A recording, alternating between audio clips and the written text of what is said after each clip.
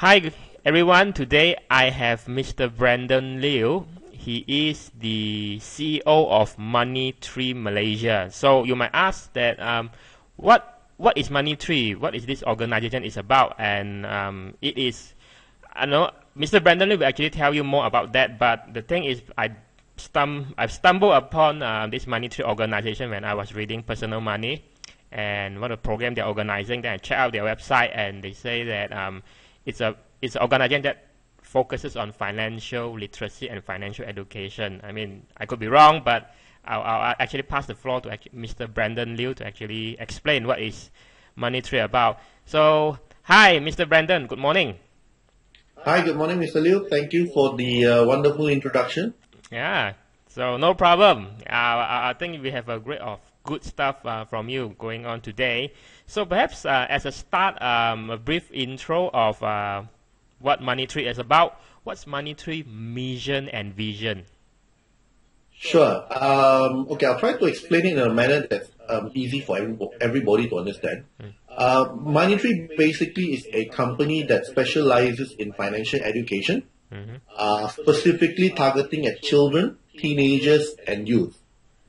Right. So over the last 5 years, we actually have been actively involved in trying to raise the financial education level, the financial awareness level of children between the age of 6 to 20, 21 years old. And we've actually have run. I mean, we've got different very interesting programs that we run. Specifically to cater to this age group, which I'll explain a bit later. Right. All right. As to the mission and the vision of MoneyTree, basically is I'll tell you a story of how we started the company. Yeah, that's great. Yeah. We started the story starts about 5 years ago, and my partner and I at that time were involved actually in e-learning. We were running a company providing e-learning solutions, e-learning services, right? Right. And as we were sitting down, we actually came across this courses, this particular course, e-learning course, Right. that teaches people or children specifically on financial education. When we looked at the course material, we said, hey, you know what?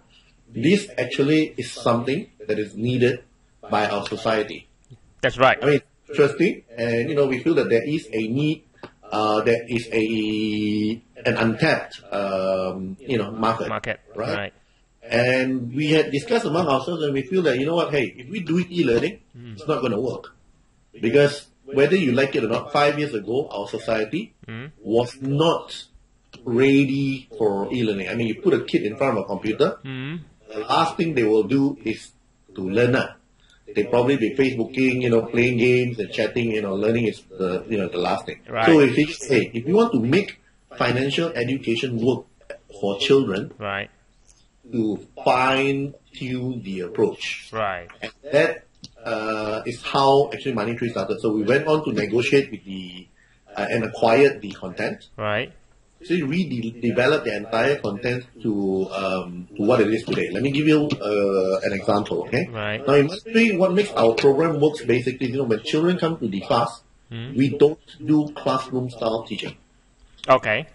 What we do basically is, when they come to the class, it's fully interactive, it's fully fun for them. Right? We give them money. We've got our MoneyTree dollar. Wow. With own currency. So when they come to the class, they get, our money. We give them a credit card that looks exactly like like a credit card that their parents will carry. Right. And inside my class, we have a bank. Oh, a bank. Yeah. Wow. Essentially, the kids get to do what you and I do, in real life. They get to earn money, Right. to use the money in the class to buy stuff, and then when they go to the bank, they can do. I mean, essentially, it's almost like a real bank to them. They can deposit money, withdraw money, buy investment, take loan, and everything that works for you and I, Right. works for them, Right. in my class. So this way, Right. what happens basically is, as far as the child is concerned now, they are eager to learn, because to them it's no more learning. Right. It's a play. It's a Correct. playground. Right. And we found out that as we do this, right, when our trainers start teaching them about a particular concept, let's take interest, for example, Right. their ability to understand and relate to that concept increases. Right. Because now they actually see, oh, now I understand why Mm-hmm. when I put money in the bank, Right. my bank, my money actually increases. Right. It's because of something called interest. Right. That's Right? right. And essentially that's what it is. Now, apart from that, what also happens is, in the class, they also have, the kids are also given what we call jobs. They all have a different occupation, a created occupation. Wow. So they learn the concept of their paid salary. They have to perform certain tasks, their paid salary. If they don't perform well, there's a chance that they get, terminated. And when they get terminated, they don't earn salary, right? So as far as the child is concerned, it's a very interesting, interactive, I get to be like my parent kind of experience. And as they go through that, they actually learn.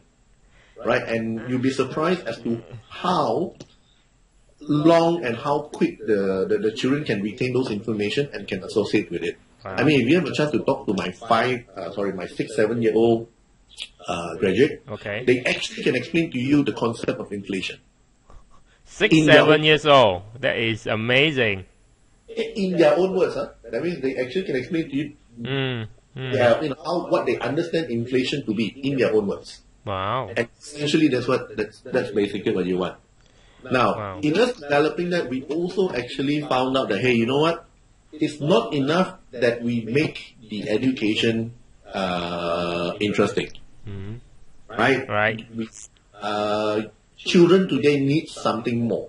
See, if I want them to be latched on to the program, if I want to motivate them to adopt certain habit, to take certain action, at that point we found out that, okay, it only will work, or it can work better if there is incentive. Right. So what happened, right? The money, the play money that we give them, right? We accidentally converted it into something that they actually can use. Buy real stuff from me. Buy So with- buy real stuff. Yeah, for example, the MoneyTree dollar that they earn in class, Right. every month or at the end of every lesson, we have what we call an auction. Wow. So the kids can actually use that money, buy, stuff from us, ranging from movie tickets to McDonald's voucher, and once a month or at the end of the entire course, we have called a grand auction. They actually can use the money to buy MP3 from me, PlayStation, and stuff like that. And we noticed that the moment we did that, right, all the kids become hyper attentive. They really pay attention. Why? Because they all want to win. They all want to win their prizes at the end. Wow. From there, the business actually have evolved quite a bit. Right now, apart from the financial education program, we also have just started a company that's into the what they call the reward, the rewarding of kids, right? That we're gonna expand, right? Right.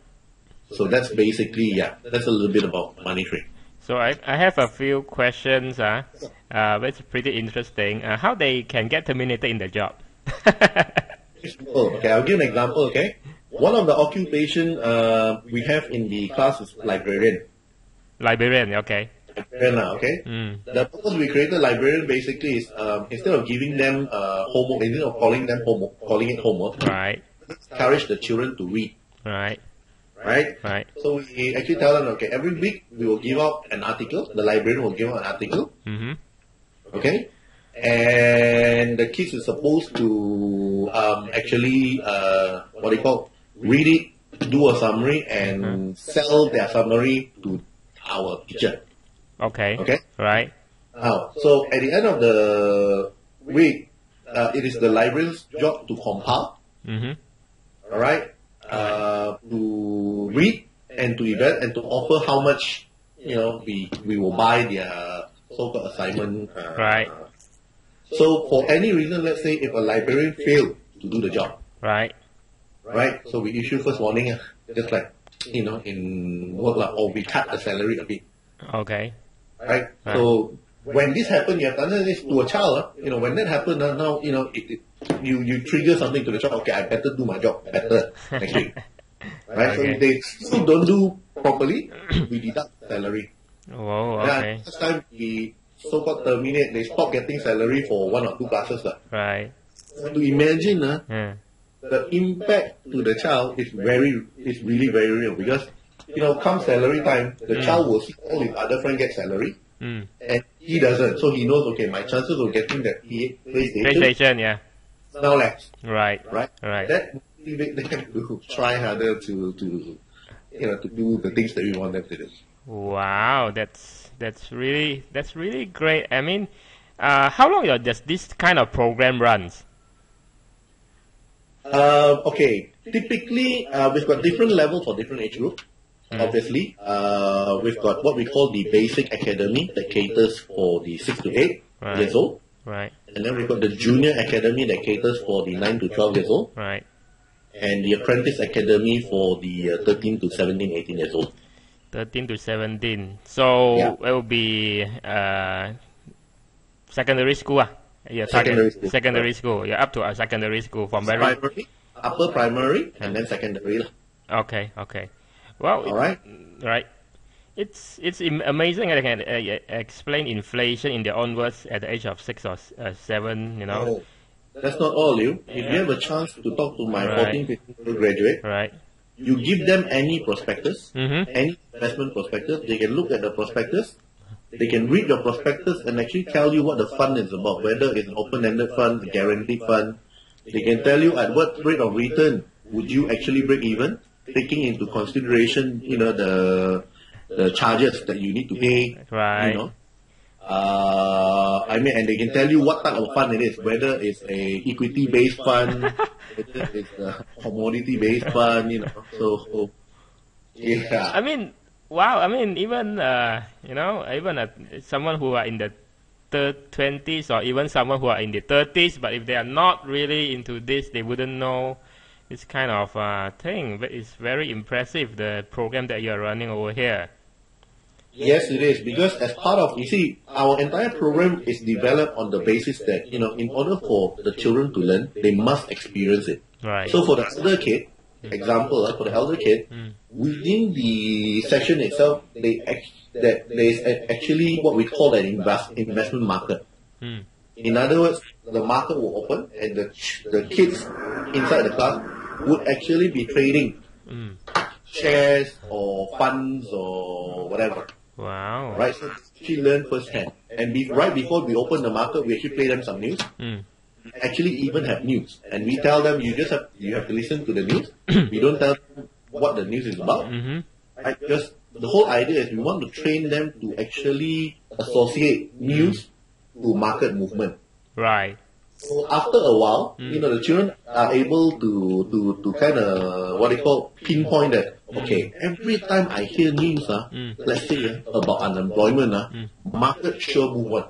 So they know unemployment is something that affects, Right. price, right? Right. And that's how we slowly train kids. The whole idea basically we want to train them to be able to identify opportunity, to be able to filter out what's relevant news, what's not relevant, and stuff, right? So it's basically training kids to be very financially savvy. I mean, once they Yes. go into university, even before they actually go working, and you could actually avoid a lot of those sad cases where you get into huge credit card debt and stuff like that. So, which is funny because when I talk about inflation back in when I was in school, I'm not sure which era are you in secondary school? Is it in the 80s or 70s? Secondary 80s. 80s, so we are on the same. So what happened if you remember? Last time we were writing an essay on BM on what inflasi sifar, which is actually totally untrue, right? Because it's there, whether you choose to ignore it or not. But Yeah. it's very interesting. How do you get these children to join your workshop in the first place? Well, there's several. What's There's their several background? ways. Yeah, what's their background? I mean, could be someone who are their parents. Maybe their parents are someone who Oh, you actually are saying, focus. you're asking the profile of the target audience of the Yes. kids that join the Yes. program. Okay. Right now, actually, on average, most of the kids that actually currently join our program are upper middle income and above. Right. Right. For a simple reason, I think because of their status, they are a little bit more exposed Yes. to the need of financial education. Now we're trying to, to us, the people who need financial education the most are not the wealthy people, but the people who are not so well-to-do lah. Yep. Right. Yep. In line with that, that's why actually early this year we actually partnered with the Ministry of Education, our Ministry of Education, Wow. together with the Maybank Foundation, Yayasan Maybank, and we actually developed an entire curriculum promote financial education at the national level. We call it the National Financial Literacy Project. Wow. Yeah, where the whole idea is over the next 3 to 5 years, is push financial education as part of as a core curriculum in all the schools in Malaysia. Now we're actually now in year 1. I'm happy to announce that so far we actually have penetrated more than 150, I think between 150 to 200 schools in Malaysia. Secondary or primary and secondary combined. Starting primary, right? And how it works basically is, we actually developed a cartoon series called Cash Bill Kids. Okay. You can actually watch it on YouTube. It's actually at over Astro TV IQ. What's that again? Sorry. All right, and Cash. Cash Bill Kids, CASH Okay. VILLE Cash Wheel Kids. Bill. Kids with a Z.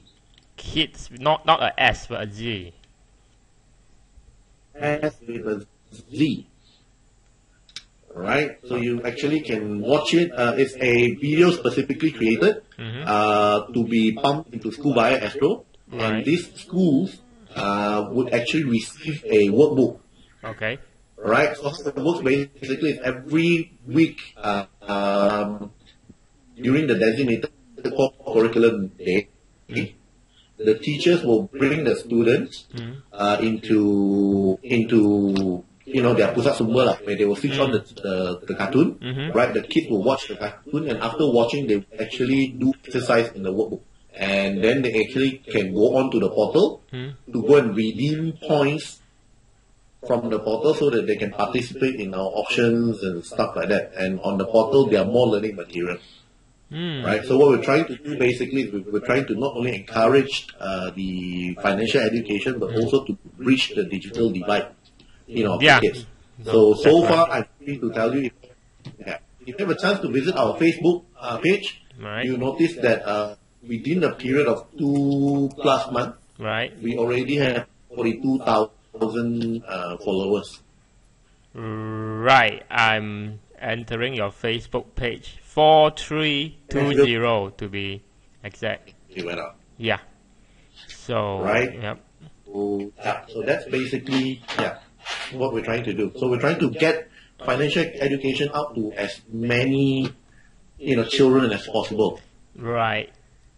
As part. Actually, one of one of the interesting questions that a lot of parents ask us is this. Brendan, why do you teach kids about money? Why not their parents? Why? Why the kids? Okay. Right. And my explanation is actually is very simple. You see, we've tried teaching adults. We found that when we approach adults and we tell them that, hey, you know what? Let me teach you about financial education. There is a natural resistance. Right. You know how? Yeah. If you're an adult and I approach you, I say, let me teach you about money. The first thing that goes through your mind is, what do you know about money that I don't know? Right? So we decided that, okay, for us to change what's happening today, we need to sacrifice one generation. Right. That's why we target the kids lah. Yes, sir. As the bahasa saying, melento bulu biar. So and we notice that when we teach kids, their kids about money, there is a spillover effect. Automatically as I start teaching the kids start asking them questions, right? Right. See, the parents have got no choice now, but to also learn. I think that's right. So impact actually is far greater than just the children, and that's what And the spillover effect. Right, that's what we're very proud of. We get a lot of parents say, Brendan, very good, you teach my kid about all this thing. I now have a problem. Do you have any courses for the parent? Because my children is asking me questions I cannot answer. Oh man, yeah, it's true. I think it's absolutely true. I mean, you put it in such a direct way, because on day in and day off basis, I deal with people who are, parents, adults. They, especially if we work in a company, professional, with a degree, they say, you have this kind of ego. They say, hey, what I don't know about money. So if you're going to talk about money, some of these are okay, and you realize that those who are really wealthy, actually, they are very receptive to those new ideas when you say money. But when you say you are just like middle class or what, then they would say that if you can show me that you can manage your money better, you are richer than me, you are wealthier than me, then you are qualified to tell me about money. There's some people. You see, that's the wrong attitude. Yeah, I agree. You know what I'm saying? I mean, you don't go to a university and you ask the lecturer, okay, show me that you actually are richer than me before you teach me. Yeah. Right? So yeah, I mean, you do agree. I mean, but there's a lot of people out there, this kind of people. They would question you, why are you so pandai to tell me about this? Because it's not that we are actually, Brandon, especially if you are in this business. I think when it comes to financial stuff, sometimes you are not really saying that I'm much better than you, but at least we are the practitioner. And we know the things, and that it's not about what I have, it's about what I can add value to your life. Correct. I think that is one of your vision. I think we have. I think in one sense we have a lot of common, because I learn courses, I think, for adults, and I think for adults it's quite. Sometimes they will have this kind of question, but for kids, I think you have a much easier job, but your job is actually much more, I would say, widespread. I mean, the effect is there's a spillover effect, I mean, that is so admirable. Thank you. That is so admirable.